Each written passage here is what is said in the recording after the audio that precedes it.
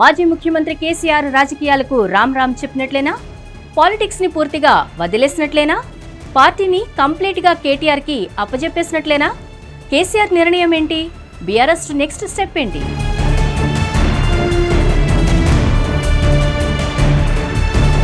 మాజీ ముఖ్యమంత్రి కేసీఆర్ పూర్తిగా పార్టీని పక్కన పెట్టేసినట్లే కనిపిస్తోంది.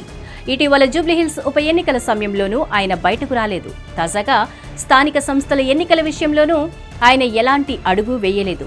కనీసం మాజీ ఎమ్మెల్యేలు, పార్టీ నియోజకవర్గాల ఇన్ఛార్జీలను పిలిచి కూడా ఒక సమావేశాన్ని కూడా కేసీఆర్ ఏర్పాటు చేయలేదు. తెలంగాణలో స్థానిక ఎన్నికల సమరం ఈ నెల 11వ తేదీ నుంచి ప్రారంభం కానుంది. ఇప్పటికే నామినేషన్ల ప్రక్రియ ప్రారంభమైంది.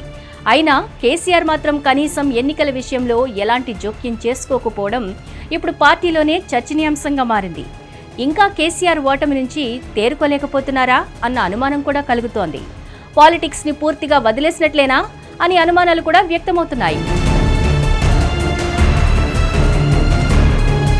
ఇప్పటికే తెలంగాణలో ఎన్నికలు జరిగి దాదాపు 2 ఏళ్లు కావస్తుంది. ప్రస్తుతం బీఆర్ఎస్ పార్టీ దీక్షా దివస్ ను కూడా నిర్వహిస్తోంది.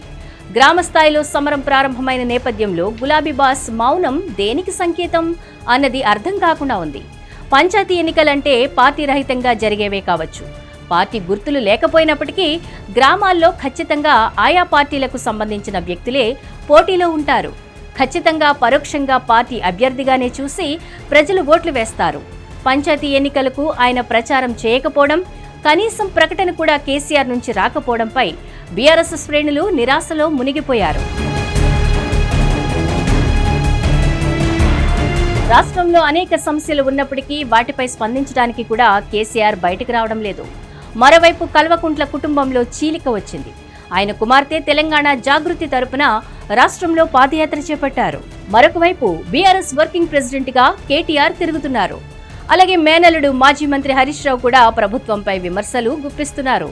కానీ గులాబీ బాస్ గా కేసీఆర్ కనీసం ఫామ్ హౌస్ నుండి బయటకు రాకపోవడం, నియోజకవర్గాల్లో నేతలకు దిశానిర్దేశం చేయడానికి ఉత్సాహం చూపకపోవడంపై పార్టీలో చర్చ జరుగుతోంది. ఆయన మరికొంతకాలం బయటకు రారని పార్టీ ముఖ్య నేతలు చెబుతున్నప్పటికీ కీలక సమయాల్లో రాకపోతే ఎలా అన్న ప్రశ్న కేడర్ నుంచి ఉత్పన్నమవుతోంది. మరి కేసీఆర్ ఇప్పటికైనా బయటకొస్తారా? పార్టీ గురించి పట్టించుకుంటారా? కేడర్ ని ముందుకు తీసుకెళ్తారా? ఆయన నిర్ణయాలు ఎలా ఉండబోతున్నాయి? పార్టీ భవిష్యత్తు గురించి ఆలోచన ఏంటి అనేది గులాబీ వర్గాల్లో చర్చనీయాంశంగా మారింది.